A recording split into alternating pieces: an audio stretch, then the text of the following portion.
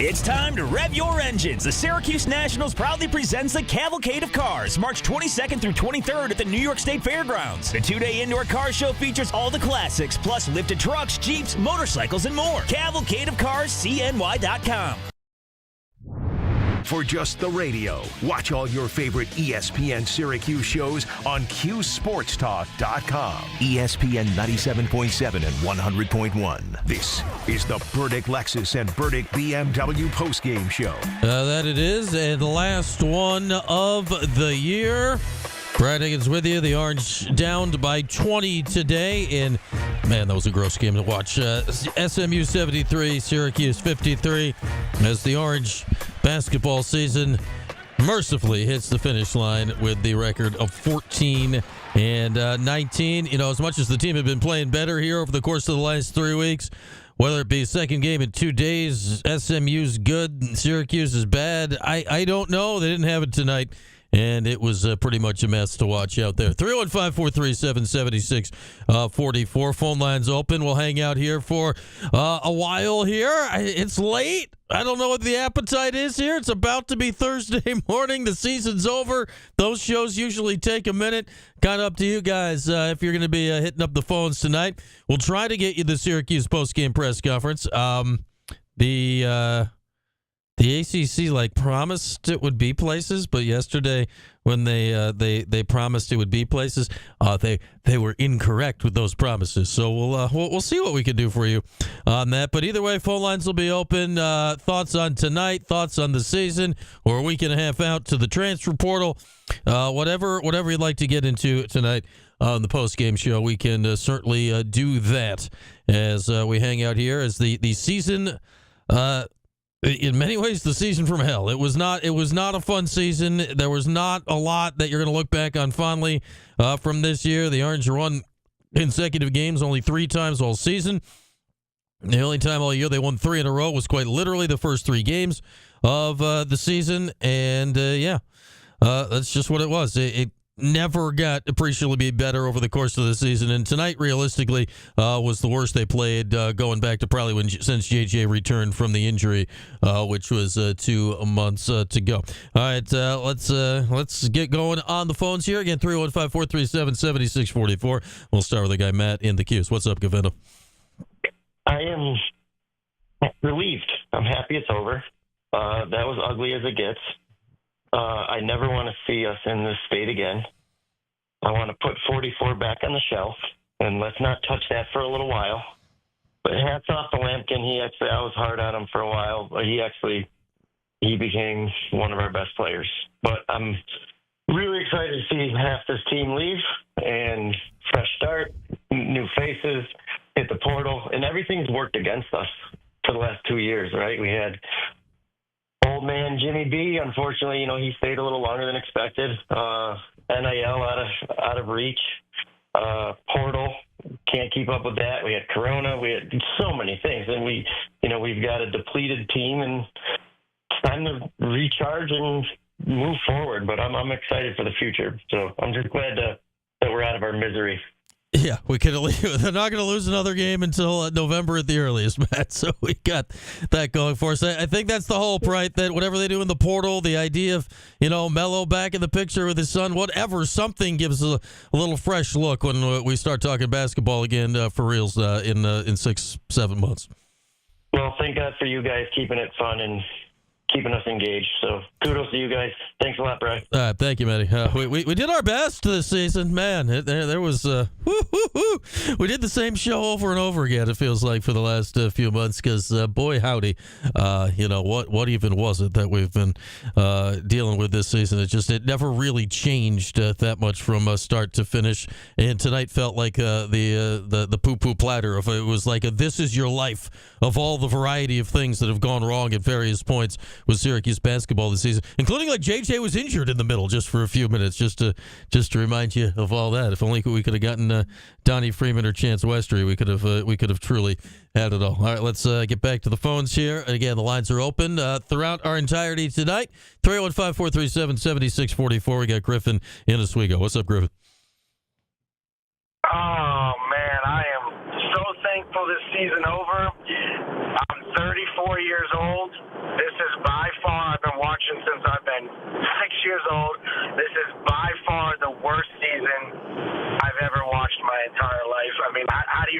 the past 30 seasons? Is this it? Is this the low of lows? Of course it is. I mean, I've got you by 9 years, Griffin. But yeah, this is without question the worst season that I think many of us have seen in our lifetimes. You're going to have to be a lot older than either of us to have seen a season worse than this. I mean, man, it's just I know Autry's coming back. So a question: do we have the NIL for next year, or do we not? Because I'm seeing conflicting reports. They're trying to get the NIL. I mean, what's the deal going forward? Do we have the money to get players? Do we not? I'll tell you this, Griffin. We're going to find out in a week and a half. We're going to find out in 2 weeks. I don't know, because it feels like, okay, you're going to have this rev share money. Everything we're hearing is that they're going to have more money in traditional NIL than they've had, but nothing is stopping the people Syracuse is going against from doing the exact same thing. So I think the portal opens in a week and a half. When we start hearing names associated with Syracuse and who else they're going against, I think we're going to find out real quick if Syracuse has the money to go get some real players this season. I honestly don't know, Griffin. It's going to be fascinating here in the next month or so. Yeah, I'm really hoping the savior GM they brought in knows what he's doing, because I don't think Autry knows what he's doing. Hopefully he proves me wrong next year. I had a great time calling in throughout the year with you guys, and let's just hope for a better year next year. But my God, thankfully this season is over. This was bad. This is as bad as it gets. Hopefully we don't have to live through this ever again. That is the hope, Griffin, and thanks as always for the phone call. Griffin up in Oswego. Sounds like SMU first to the podium, so Syracuse will be second in line for that and the post-game press conference. So let's get one more call in right now. We will head out to Utica, where we got James with us. What's up, James? Hey, what's going on? I think the number one thing I keep thinking about right now is we didn't even get the taste of a peak this year. There's no upset win. I was just looking at the schedule. I think our best win was 16-15 Georgia Tech. Is that right? Is that what you think it is too? I mean, it's was there even a best win? It's that or Virginia to end the season, Florida State the other day. Yeah, no, there wasn't anything. There wasn't anything that you're going to look back on realistically ever and be like, yes, I remember that game fondly. There wasn't one of those moments this year. Absolutely. I mean, even last year, right? I know it wasn't the best year last year, but I remember the Copeland game winner. Yeah. There were a few moments, and this year I'm looking back and I'm like, man, I don't know if I'm going to remember a single moment in 6 months. Yeah, I mean, last year, Judah had moments. Quadir hit that shot against Miami. Chris Bell had that crazy half against NC State. There are moments. It wasn't a great year, but there are moments. This year, man, I got nothing. I got nothing that you're going to look back on and be like, oh, yeah, that was the game. Lampkin got a lot of rebounds. I don't know. There's not a standout moment that I think is going to resonate anytime past next week going forward. No, I think to me, if I was to pick one memory I'll have is Donnie Freeman squaring up in the middle of a basketball game 2 months ago. Not a basketball moment, just that's the image that sticks in my mind moving forward. Oh man, that is telling, is it not, James? That's the moment of the year, and you're probably right. All things considered, if there's something from this last year, yeah, it's weird because you can go through Cuse fans, you can do it. You go back through the years, you'll remember something from most of the years, even the years that were bad and missed the tournament. You'll remember something. This year, the memories will not be from oh yes, this was the game that it clicked, and at least they had that. This team didn't even get it, and at least they had that moment this year, unfortunately. No, absolutely, and I know everybody's saying it. I'm hopeful. I'm not holding my breath, though, that next year is – I'm hopeful it's moving in the right direction. We start having some of those moments. We are playing competitive games in March, whatever that may mean. But I'm hoping it's moving in the right direction come next season. That is the hope, James. Thank you for the call. James out in Utica. All right, phone lines open, 315-437-7644. We're getting a quick break in now. Keep the calls coming. We hope to have Red and players at the podium when we come back as well. We'll step aside for a few on our Burdick post-game coverage. Much more to come. We're hanging out in the chat on Cuse Sports Talk, Twitch, and the YouTube. We'll be here, as long as you feel like being here tonight. Well, but not more than an hour, but keep your feelings to an hour. But we'll be here. We'll be here on Cuse Sports Talk and ESPN Radio. All right.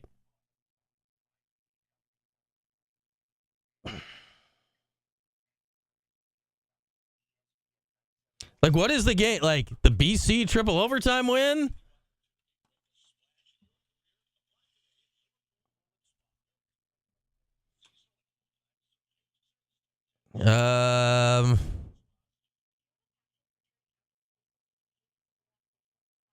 Like, what? Yeah. What's the moment?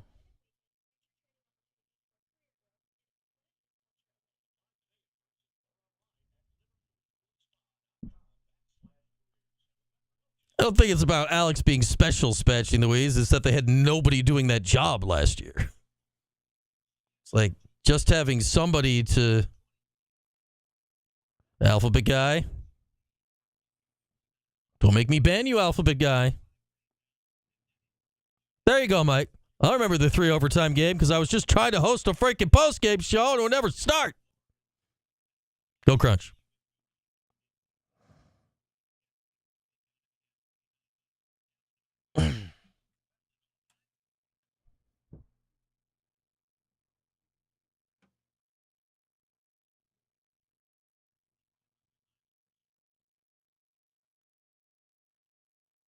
How much NIL you giving him, Mike?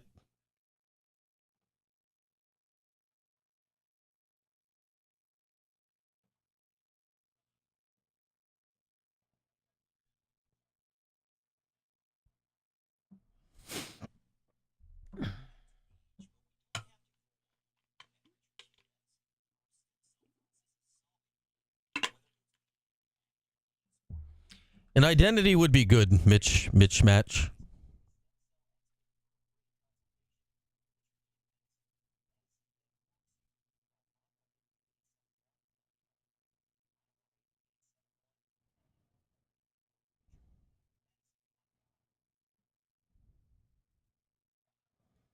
And like an actual billionaire.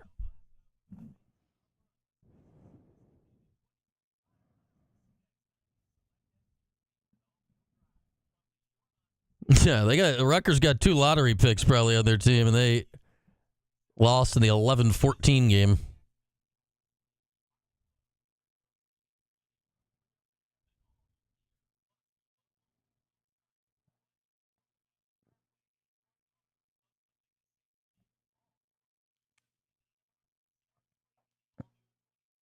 Well, I hope it's Klein, LA Orange, because I know this. Patino's not going to be here.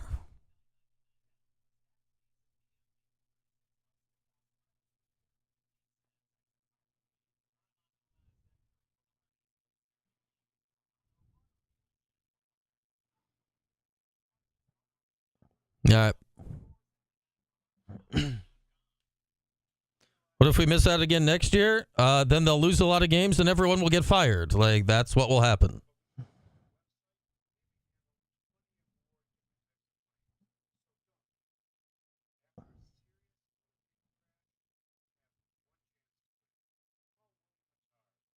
Oh, they're live. How much do I got left here?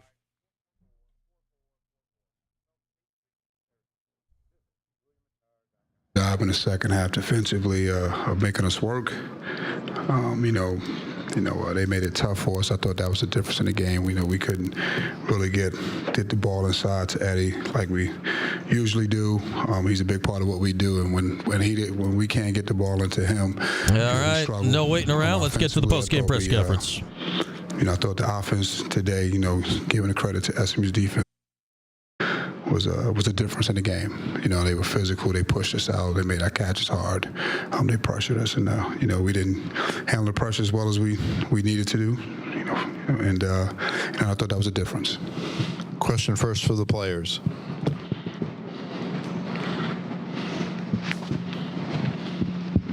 Just for Eddie, you only had 2 shots, and obviously they were doing a lot during the game, doubling and making sure they got the ball out of your hands. But when you're in the game, does it feel like, when you're taking less shots that you got to, try to force the issue, or are you just trying to play in the flow of the game? Really, I'll just say I was trying to play the flow of the game. I never want to force anything. I try to read what they give me, and they was just everywhere. They were sending 3 people at me. Been like that the whole season, so I'll just say it's just another game.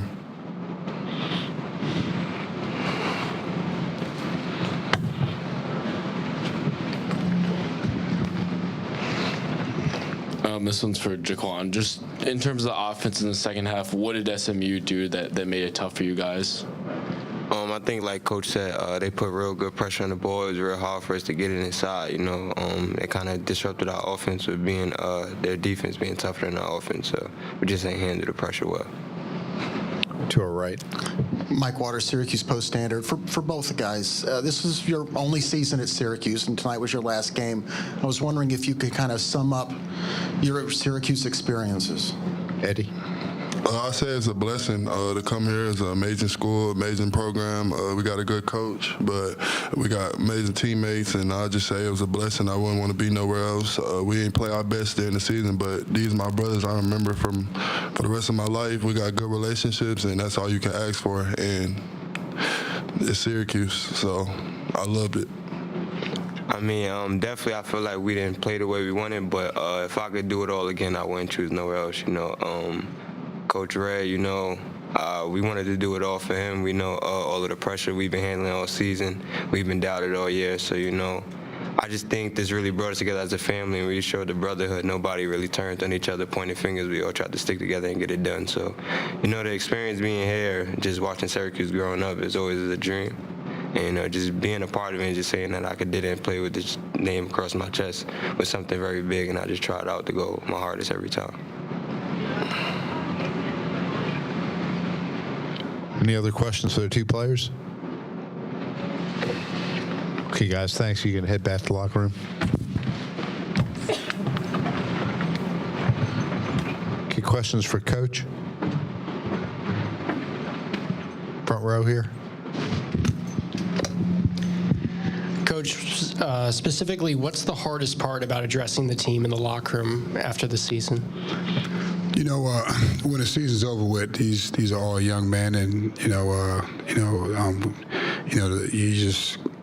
try to, it's emotional.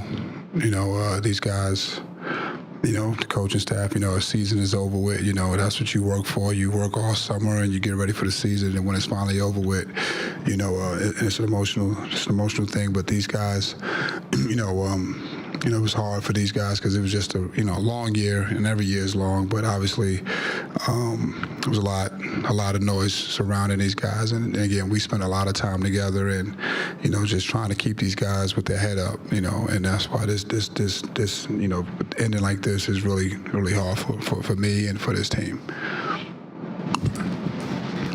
Mike Waters, Syracuse Post-Standard.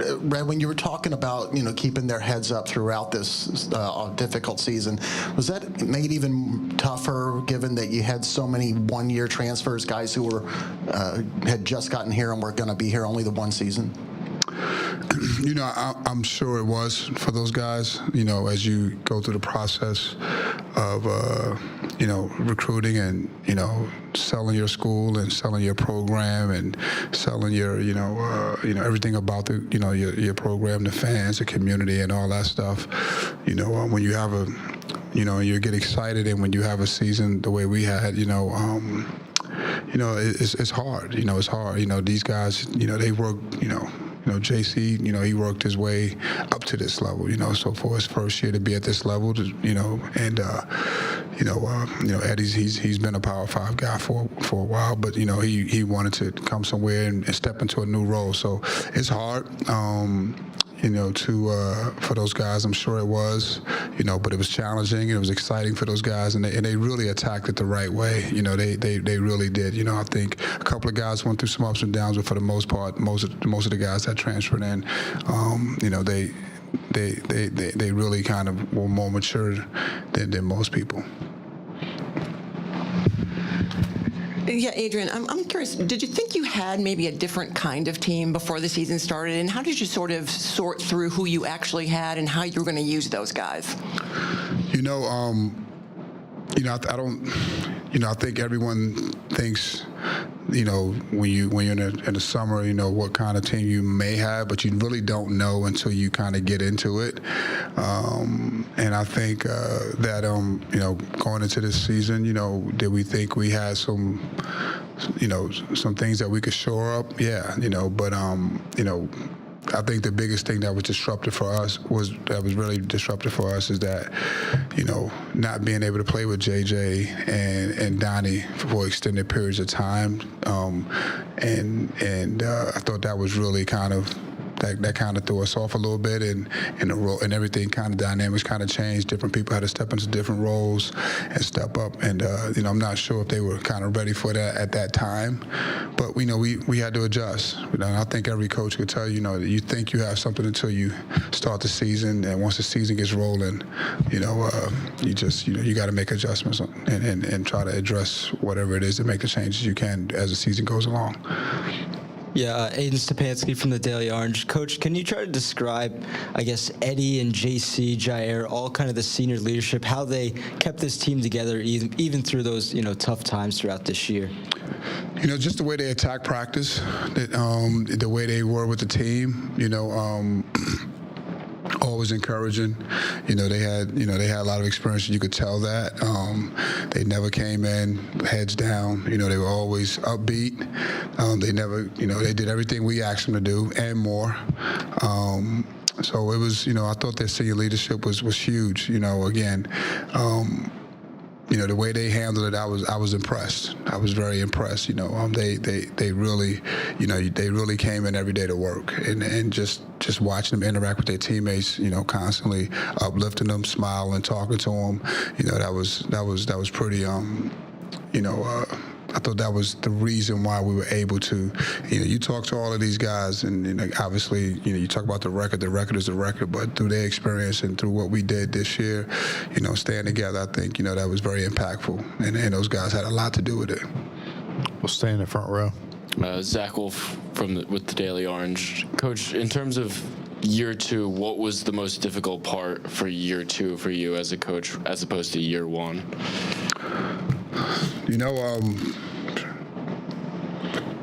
I think the difficult part was trying to get these guys to compete, and not to say to compete, but to try to win games and try to figure the team out. And really dealing with injuries. It was the first year. I dealt with one injury last year when I first took over this year. Dealing with multiple injuries and dealing with multiple guys that were kind of being asked to be in new roles, trying to figure that out with these guys and with the team. But I'm sure it's more things as this season is over with and I start to reflect. But those are the couple of things that kind of come to mind when you ask me that question. Mike Waters, Syracuse Post-Standard. Adrian, coming into the season, did you ever expect to have to put so much offensively on JJ? And like even tonight, he didn't look right physically part of the night. It looked like he was getting treatment, and yet he plays more minutes than anybody else, and he leads you in scoring. I think, when you started the season, what we had, we thought, obviously JJ would be, a big part of it, but, his usage was a little bit more than what we would have wanted. But, I think he was prepared for that, all summer long. I thought we would be able to do a little bit more around. I think we did at times. It just wasn't consistent. I think the biggest thing when you talk about this year's team is the consistency piece. I think that was really kind of trying to get everybody to be consistent at one time.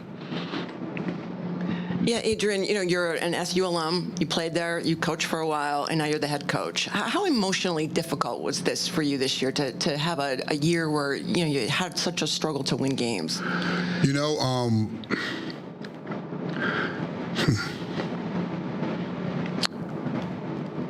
I'm not even. I can't answer that question because, obviously disappointment. I think when any coach is disappointed, but like you said, an alum and played there, coached here and did a lot of things.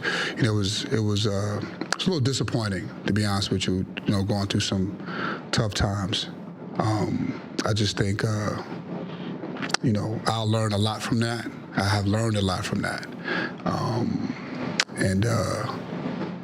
I'll just leave it at that. It was disappointing, to be honest with you. And not to say that you got to be happy, whatever, but I just think it was, as an alum, you're disappointed in yourself that you can't get your, team to play well, as a coach and all that stuff. But, the way the team was covered was a little disappointing. And that obviously is struggling, but I thought a little bit, some of it was a little bit too much. Back left. Coach, I know you said you still need time to reflect on this season. It just ended. But what is maybe a takeaway that you learned in your second year as a head coach that you can take into year 3, and something that you learned throughout the course of this season that you can use to your advantage now that you had to deal with, different kinds of hardship? It's a really good question. I'm not sure if I can really answer that right now. As of right now, I'm sure I'll be able to answer that question in depth, because that's a layered question, and it's a lot of things that I could say and a lot of things that I know that I've learned. But to be able to kind of talk about it right now is, I wouldn't be able to give you a really good answer.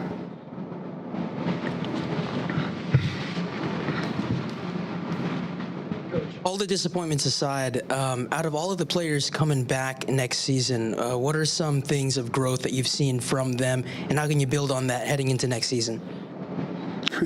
I'm not, the way that everything is right now, you don't know who is coming back, right? That's just an honest question. That's an honest answer, rather. But the guys that have eligibility, I thought all those guys, they played, they got better. But that's a question that we have to wait and see. Any other questions for Coach? Hi, I'm Teddy Caputo with Newhouse Sports Media Center. So, as we've discussed, the loss is a lot to process at the moment, but Syracuse has a loyal fan base that sticks with the team through the highs and the lows of this season and just throughout the program's history. What is the message that you'd like to give to the fan base as you look ahead to next season? I can answer that question at another time. Right now, I just choose not to answer that question. Okay, is that it? Okay, thanks, Coach. Clearly emotional Red Autry there. That you can see him on the edge of it a few times. It was the tears were getting ready to come forth after what has had to have been an extremely rough season. So opting to kind of steer clear, it would feel like, of the questions that would push him over the edge in that, as is his right. But kind of, not that you want to see a guy break down, but it would have been, I think, interesting for a lot of people out there that claim he doesn't care. Like, come on now. But yeah, that was an interesting post-game press conference there. The question that was asked about what's he going to do with people coming back next year, he almost started laughing. Yeah, thus is the era of the portal. Next year starts now with trying to figure out who the hell's going to be on the team next year. I mean, there's zero time off for that to try to figure it out. Phone lines open, 315-437-7644. Our guy Vito in Liverpool's been waiting patiently through Red's presser. What's up, Vito? Yeah, that last response is kind of, I'm going to focus on that a little bit. That was a little disappointing. I know he's emotional, Brian, but to not have a response to that last question, to send a message to the fans, I mean, at minimum, he could have said, I'm going to, put my heart and soul into it, and we're going to figure out what was wrong this year and try to fix it. We got a great recruiting class coming in. We're going to look at the portal and try to get our A options instead of, missing out on recruits like we did. I mean, he could have tried to reassure the fans in some way, but to say I'm not going to answer that, that's ridiculous. And as far as the game, man, all right, so same song and dance all year. I mean, whether or not they're close at half or they're leading big, it's always a second half collapse where they got to hold on. The games that they won, they had to hold on. The games that they lost, several of them, the teams came back and beat them. And You know, you look back at the games like Miami, a 2-11 at the time ACC team. My point is these coaches are out coaching him. I don't feel like he is ahead. I don't want to make this. Let me just say this. I don't want to make this a red bashing thing, but it has to be at this point. You know, I mean, these coaches are out coaching him. I feel like he's a position coach. At this level, he's not a head coach at this level. He doesn't have enough experience, and they put him at that spot without having enough experience. I think GMAC, where he is now at Siena, 3 to 5 years there, then he's probably, you know, where he can coach a Power 4 school. But Autry was not ready yet. In terms of the game, dude, these guys are passing the ball way too much on offense. I don't know what kind of open shot they're looking for. This was a much bigger team. Why are you looking to go inside to score against them? You're not going to find anything open. Carlos is going in the paint out of control with no purpose. Bell's getting the ball on the wing, and he's trying to drive in on the baseline. Nothing's there, and he's erratically throwing the ball away. It's just a complete mess of a team that's not coached well. I see Sterling getting open looks at three, passing up on it, trying to go inside, shoots a highly difficult shot all the time. It boils down to my main point. The team is just not coached well. And when you look at the box score, it's mind-blowing. Lampkin's 1 for 2. 2 shots from him? Really? I know he's playing a bigger team, but I mean, he was being guarded by a Turkish giant most of the game. Like Eddie looked tiny out there. Like he couldn't do anything against that guy. Same thing happened a week ago. Eddie had nothing for him. He wasn't big enough to deal with him or athletic enough. I mean, Jair probably saved the team from, being blown out by, it was 31-28 at the half. And what did they score? What was it, like 50-23 or something like that in the second half? Just absolutely insane. I don't know, man. We have to see. Like I said, I equate this to like a race car driver. He's not a good race car driver. You give him a new car, and he's still crashing on turn 3. You're going to give Autry new players, but he is what he is as a coach. It's like putting lipstick on a pig. So it's another year that we know we're not going to be a successful team. That's my prediction, man. I think he's that bad of a coach. Well, we'll see. I mean, where I get hung up on it is, has Red been great? This is not me saying Red's the best coach of all time, but I still go back to last year when he did have better players, and it felt like he had a better handle of it. This year, the roster did not allow for almost any correct coaching answers to be made throughout the year. So the hope is, like, if you're going to try to find a way where it works for Red, and I'm not saying it's going to, but if you're going to try to find a way where it's going to work, you go into the portal, you keep Donnie, you keep JJ, you keep some of these guys, you go into the portal, you find a legitimate, like, point guard, you find a legitimate rim protector and put together a reasonable roster, and then maybe you talk, because I agree with you, Vito, he's learning on the job, and you're learning on the job after Jim Boeheim. Like, it's a really tough spot to be in. It's not gone well. We'll see next year if he's learned anything. That's what we'll find out. We'll see if he can make a step next year. Let me say, do we got a little more time there, like another minute or so? Yeah, go ahead. Yeah, let me say this about the portal. The portal's a complete mess, and I'll tell you why. Because the teams are managing all the money. There's no equivalent to a salary cap. Nope. There's no rhyme or reason to that. So what I would propose is the NCAA. See, they're all about money. They don't want to lose money. You can't leave this in the team's hands. Like, you remember how Kentucky and Duke, they did their shady dealings with recruits, and they would give them bags of money, and they would sway them to come there with money. It's the same thing going on right now. So if you have big market teams that have huge sponsorships from car dealerships and stuff, those teams are going to have a huge advantage over teams like Syracuse in a small market. So what I would propose is the NCAA should manage a pool of money, and there should be a cap for each team, maybe $1 million or $2 million, something like that, because we see players getting $1 million, which is absolutely ridiculous. Even $2 million. I think Baycock got $1 million, and I think another guard on North Carolina got some ridiculous amount. But that's all I'm saying. I think that they need to manage a pool of money. They got plenty of money. It's $1 billion industry, and tell each team this is how much you get. $1 million. Maybe it's a little less for mid majors.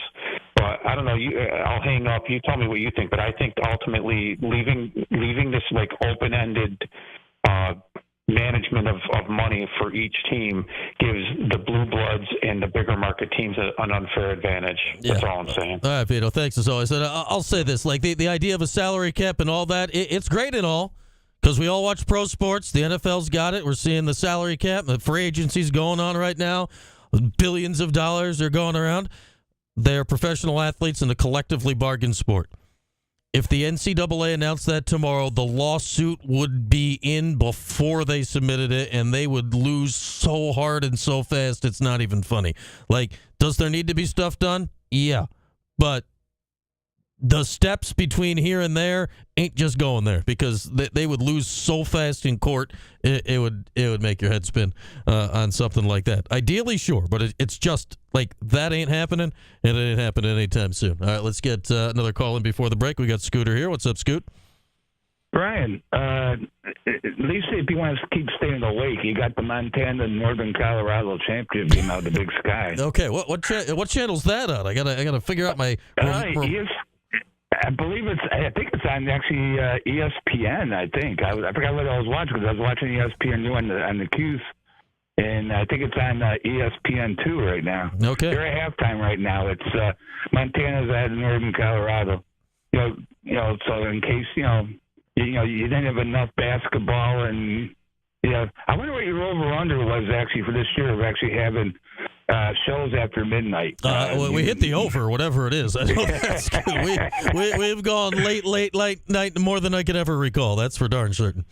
Let me ask you a question. I'm talking over. I'm not just talking Syracuse. And of course, the last couple of weeks I've watched a lot of games. What do you think of the product of college basketball is? Oh, it's not very good right now. I mean, compared to whatever you want to remember, be it, the 90, I mean, whatever previous era you want to go to, that era was probably better basketball than what we're seeing right now, and there's no continuity. Like, my main issue with the portal is, and I get it, I understand why there's freedom, you turn on these games and I don't know who anybody is or what team they're on or where they came from, and there's nothing from year to year which connects it. So, yeah, the product compared to what it has been, it's the worst I can ever recall. But it's not going to get better, though. As basketball is today, it can't get better, because what we know, today is going to be totally different next year. Yep. And to me, like you said, it's continuity. I mean, I'm seeing people look like they never practiced with each other. I mean, I've seen 4-on-1 fast breaks where they don't score because they just don't look like they even know. They haven't seen their, just not knowing it. I mean. You always hear about someone that's played for somebody for 3 or 4 years. And the guys, I threw it there because I knew he was going to be there because he's been there for 3 years. Mm-hmm. You're not going to see that anymore. Everything is, and that's the problem. I mean, the dome, they're all talking about this is one of the lowest attendance.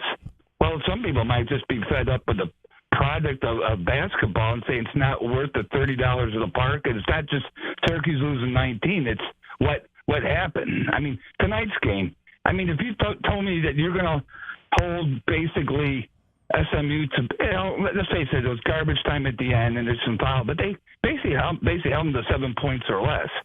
And you thought you're going to be in the game because SMU scores in the 80s. Oh yeah, no. If you Syracuse scored in 53. Yeah, if you told me that, I mean, this is actually when I predicted the score earlier. I had SMU with 72. I just had Syracuse with a lot more than they ended up with. So I'm like that. I had SMU in exactly the range they needed to be in for Syracuse to have a shot in this game if their offense had done anything whatsoever. Well, that was it. It was a lot of chucking and ducking, and I don't know. It just, to me, the overall product itself, and I just don't see it getting better. And with so many outlets now and doing other things, it's disappointing because I'm a big college fan. But to be honest with you, I don't see too much difference now than the NBA right now. I'd say this is like. Go ahead, Scoop. No. This is like the NBA in April. I mean, they look like they never seen each other, and now we're talking. This is March. I mean, you should feel like you know your opponents or know your teammates, but it's just like senior day. Well, do you really get excited that someone's only been here for 7 months? I mean, I don't know. My hope is, whenever this, Vito was talking about, can there be a salary cap?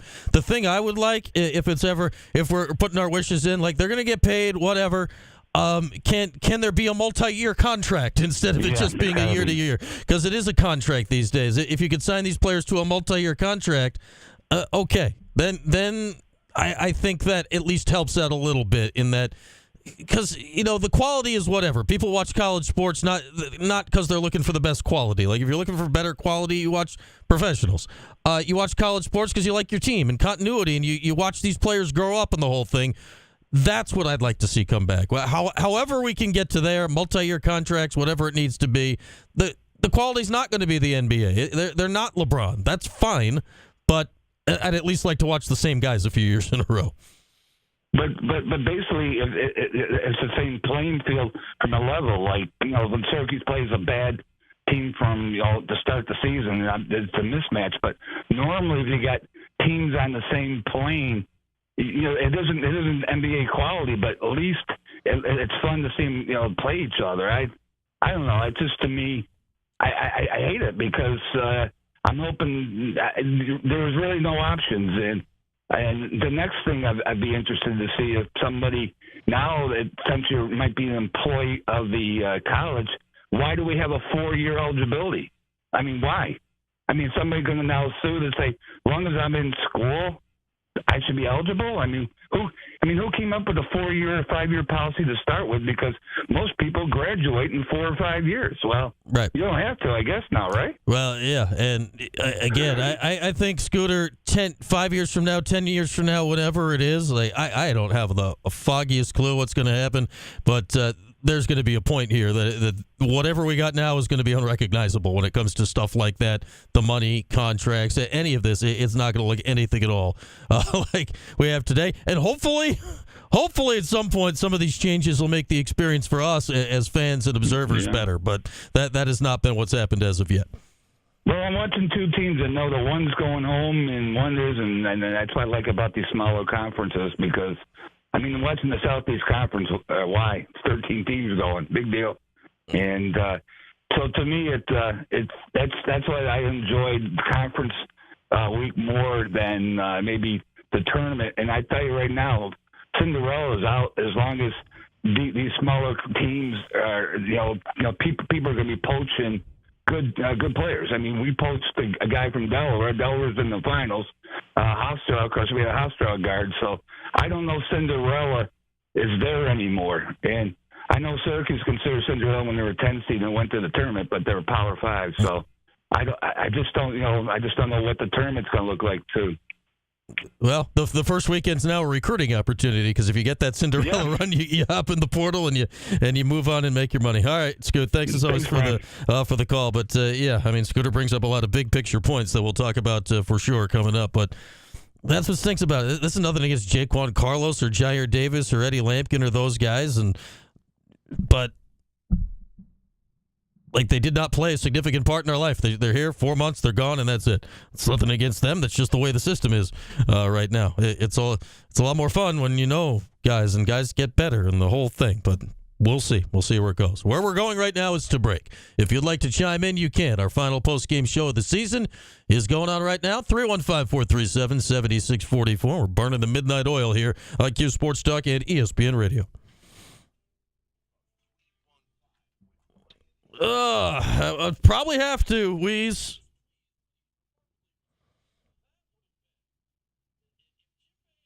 Yeah, let's get Elon on it.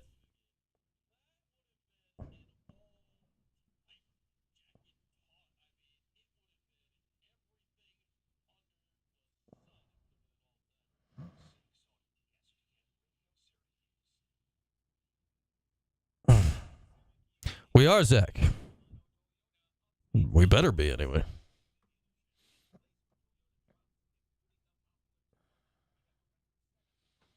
Thank you, Super Cat. I am fantastic. I agree with all of you. I'm great.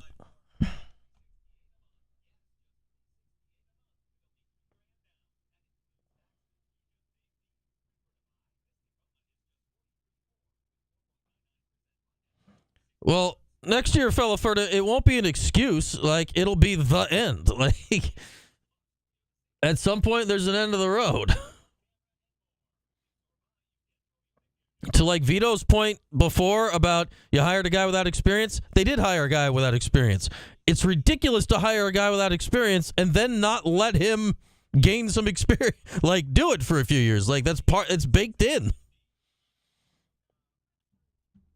Oh, man.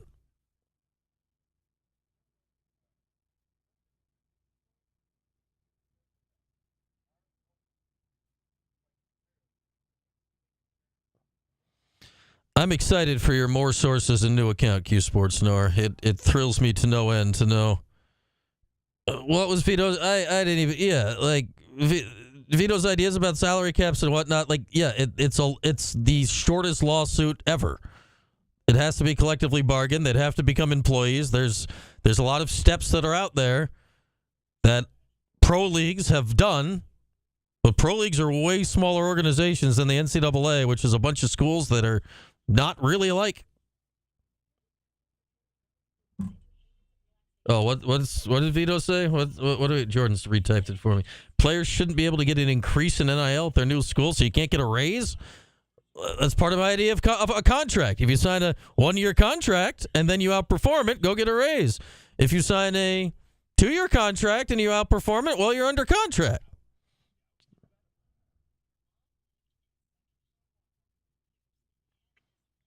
Yeah, like you can't just limit people's earnings just because you feel like it. It's not how things work.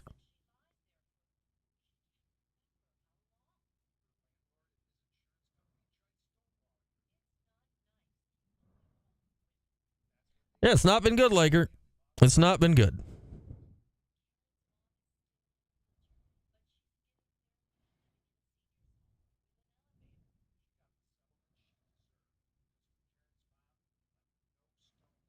Well, yeah, leaving for the draft is different.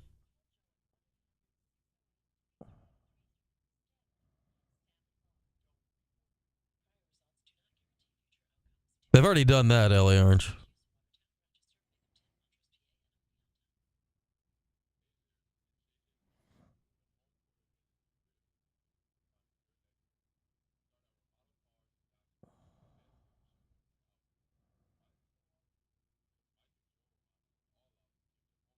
I don't think he was unprofessional. I thought he was very emotional, and he did not want to break down in front of everybody.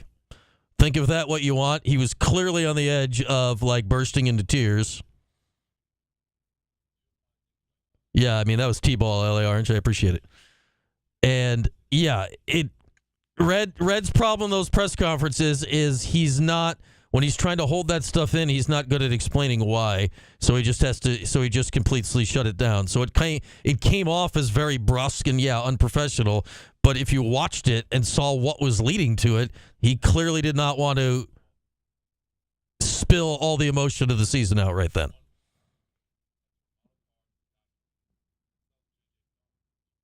I did enjoy him chuckling about how he was going to work with the players for next year. He's like, how the hell do I know he's going to be here next year?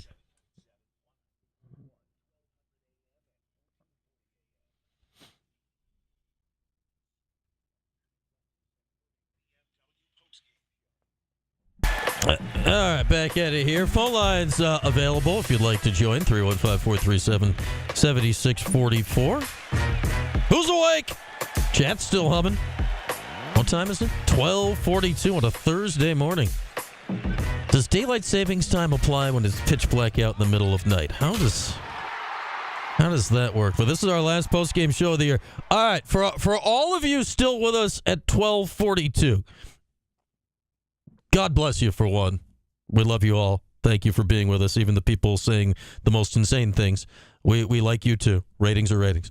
But no shows tomorrow. And it's not because we're ducking you because it's the end of the season or because we're tired because it's 12:42 in the morning. It is because we are bringing you a full day of coverage from the ACC tournament that Syracuse is not participating in. Wall-to-wall ESPN radio coverage from Charlotte to tomorrow, starting, I don't know when the pregame starts, 11:30. The games start at noon, but all 4 games will be aired in their entirety here on ESPN Radio tomorrow. So none of our shows on the air, but we will be back Friday, full lineup. Well, no new house. They're on spring break. A full enough lineup. Our lineup will be full-ish on Friday. I'll be here. Orange Nation will be here. We'll figure out the rest of it on Friday, and we'll do that to break down the end of the season, set the table for the portal, and all of that stuff. So we have not run and hidden in a cave tomorrow. We are not ignoring or avoiding you. At least we have come up with a very compelling excuse for that. So, yeah. We are, but it's a fantastic excuse. It's the best excuse we could come up with. All right, what do we got? A call coming in? We'll let that get situated here. But yeah, so no shows tomorrow due to full day coverage from ESPN Radio down at the ACC tournament. I believe friend of all of our shows, Wes Durham, is calling some of the games. I don't know which one, so tune in and hear Wes. We like Wes. All right, who do we got here? This says we have Cardiac Cuse in the chat. What's up, Cardiac Cuse in the chat? Hey, I'd like to address some unrealistic Syracuse fans, and I'd like to just make the point to this. When Mike Krzyzewski left West Point, he went to Duke, had a 17-13 record.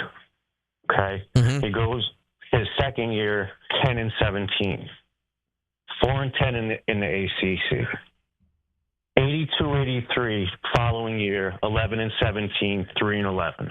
Now, where we are with Adrian right now with Syracuse, okay, and their record, we're calling for his head after his second year. Now, he had a better record his first season than Krzyzewski did.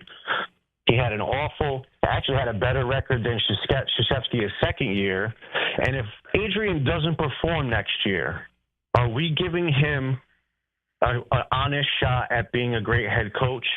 Because the following year, 83-84, Mike Krzyzewski goes 24-10 and goes to the NCAA tournament, and from that moment on becomes the greatest coach of all time. So I think we need to give this guy a little bit of room to learn how to be a head coach. And just like he said in his press conference today, I'm learning how to be a head coach. And if all the fans are really asking for Syracuse to fire an alumnus, a former point guard, and now head coach of Syracuse after 2 years, we're in a sad state of affairs. But Brian, thank you for everything this year. Awesome show. Glad I could be a part of it. Listen, next year's a new year, and I'm excited just like everybody else is. These kids were extremely, extremely hard to watch this year, but you know what? We stayed tuned in and we watched them because they were giving it their best shot. So, salute. Thank you, Brian. Good show. Go Cuse. All right, thank you. Cardiac Cuse in the chat. And, yeah, hey, forget what this team did. All of us together, we survived this 33 games. We've made it to the finish line. We made it from a 4-point win in Lemoyne all the way to a 20-point loss to SMU. We made it. Oh, we made it, people. I don't know if we came out of it better, but we all made it to the end of the season. And yeah, again, is Red going to be Coach K? No, but it is possible for people to get better at their job. It is possible for people to get better at their job. Will Red be better next year? I don't know. Was Red the only problem this year? A lot of people seem to think the answer was yes. No. Is Red in charge of building the roster? He's the head coach. Yes. But I think a lot of the complaints about Red this year, it was, and I said this, I don't know when, I said this probably a month or two ago, and it hasn't changed. It feels like this year people are coming up with new problems that Red has created every game. I don't see it as a new problem every game. I just think that the same problems essentially happen 33 times. And they all stem from You messed up making the roster last year, and messing up making the roster has led to a majority of the problems that happened this year. Is that Red's domain? Absolutely. But to crucify him 33 times over for it, it's just like it's something. It's something.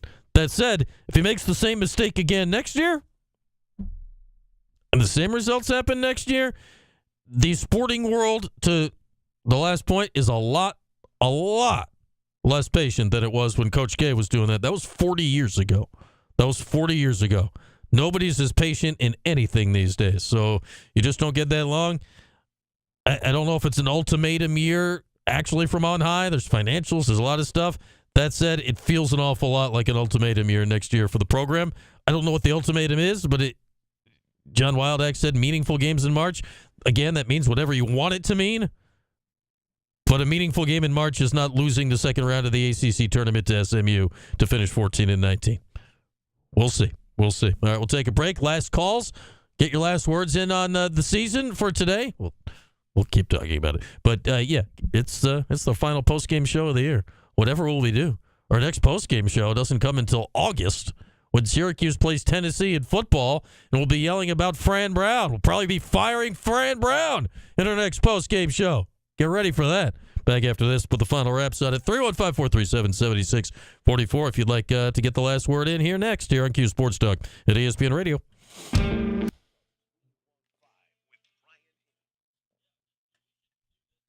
Yeah, but we're gonna mix in some Fran Brown into that. We got to transition LAR.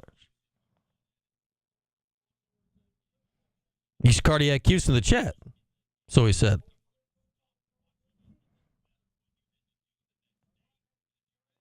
The script was a delight, Spatch and Louise. I love it. Good night, Cuse Sports Knower. See you again next year with new exciting inside information and a new screen name.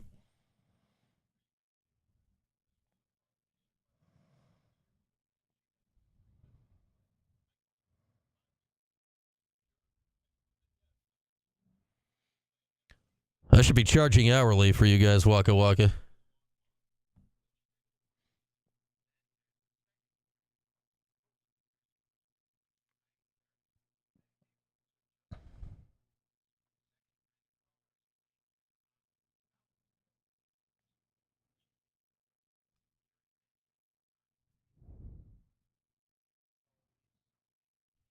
You'll just have to go and find out, LA Orange. Where will Griff be? Jordan and I were joking earlier that Griff should give out his tee time and then and what course he's at. You can see if you can time it out and track him down on he teed off at 106. I'm getting there around 2. Maybe he's on 7.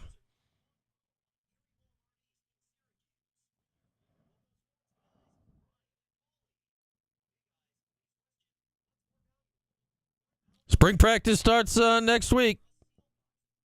Vito. Pro Day is Monday. Hey, let's text that McCord fellow. Look, it's Jordan. What are your thoughts on it? What are my thoughts? What are your thoughts on it? I already mentioned it. I went back and I've listened to the question now multiple times. Yeah. Because I wanted to see if the response was valid. Mm-hmm. And the question from Donna, slightly paraphrasing, but pretty close.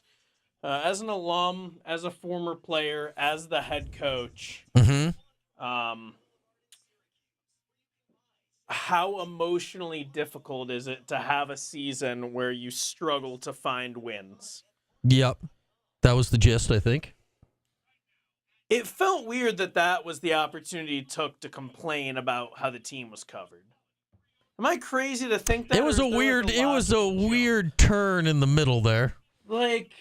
That was a weird turn. Kind of can see where he's going with it. He made it more difficult. And as you said earlier, he clearly is very bothered by this and doesn't always connect the dots in an articulate fashion when he's feeling emotional. He doesn't MF the people directly like Boeheim. But it felt incredibly odd for it. It was a really weird turn. It looked like he was going to burst into tears, and then he was complaining about the coverage of the team. Is it only it was when you go from like sad to mad to block the sad, that sort of thing? I think he just took he's like, I don't want to put this emotion out there, so we got to find we found a different one. That just was so weird to me. Like I had to post that clip because I know the reaction it's going to get, but like you were just asked how it feels to be losing games, and you're just, kind of disappointed how we recovered. Like, come on, man. Like, and then, I love our Newhouse afternoon staff, but we had a little tailspin at the end of that presser. They basically kind of went in with the same question with different words that he was already like, I don't want to talk about this.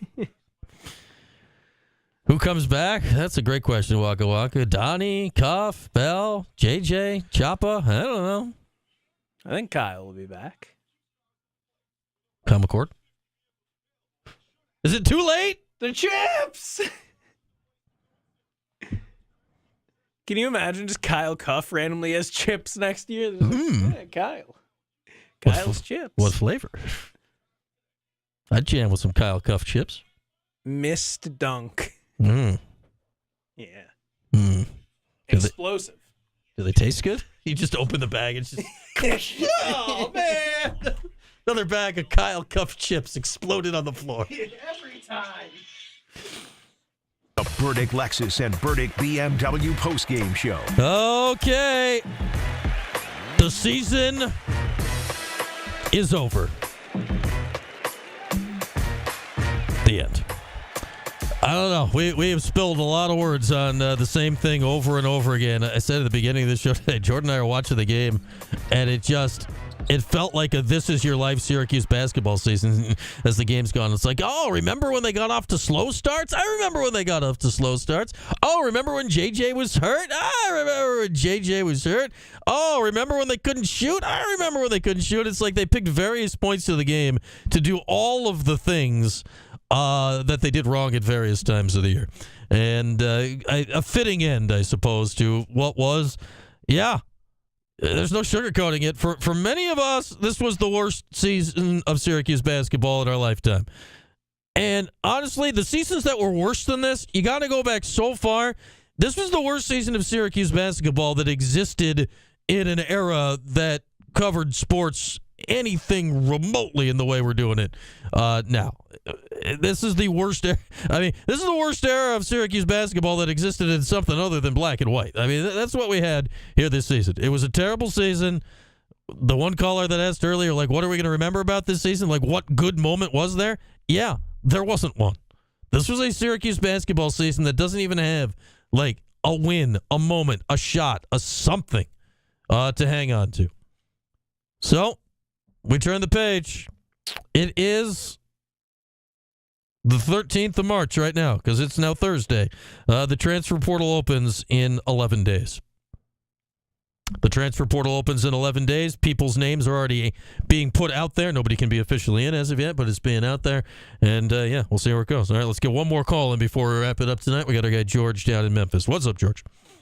Hey, Brian, first of all, I've enjoyed all the work you've done all year. And as you know from a computer or whatever, sometimes you have to hit the reset button. And this is a reset button moment for the program.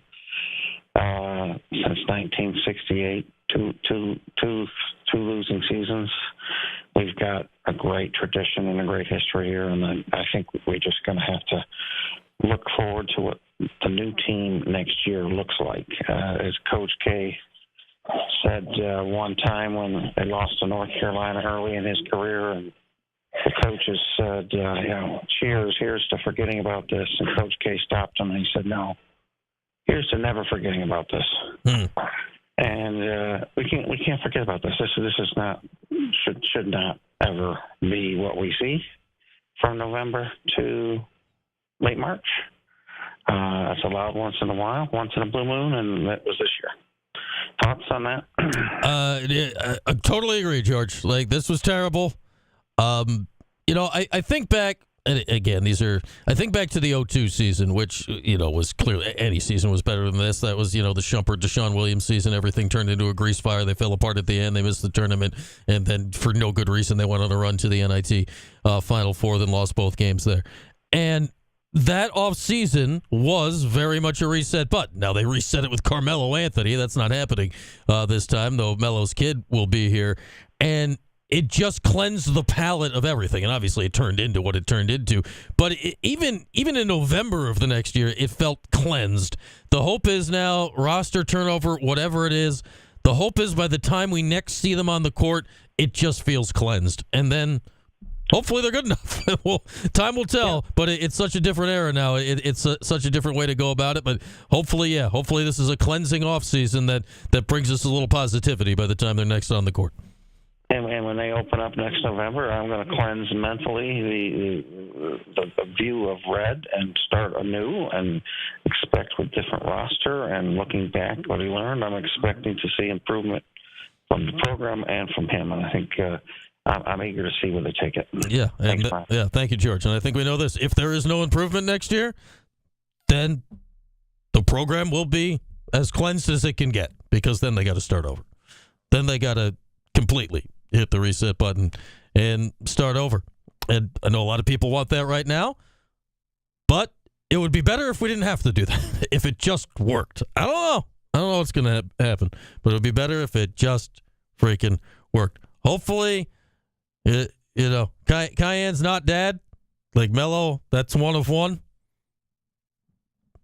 Hopefully, some good juju rubs off of the idea of an Anthony being back around here. But that is another day's tale to tell. With that, it's 1 o'clock in the freaking morning. Go to bed, you crazy animals. The season is over. The final score, who cares? The Orange lost by 20 to SMU. 14-19. Our long national nightmare has come to an end tonight down in Charlotte. All right, again, no shows tomorrow. Full coverage of the teams that actually are still left in the ACC tournament tomorrow. All 4 games will be available on ESPN Radio. Here, we'll be back with our shows on Friday. So I'll talk to you 4 o'clock Friday right here, Cuse Sports Talk and ESPN Radio. The 315 with Brian Higgins. How often are you going to have, like Mike Bray, 20-plus years in Notre Dame, Leonard Hamilton, 20-plus years, Florida State, Roy Williams, I mean, he basically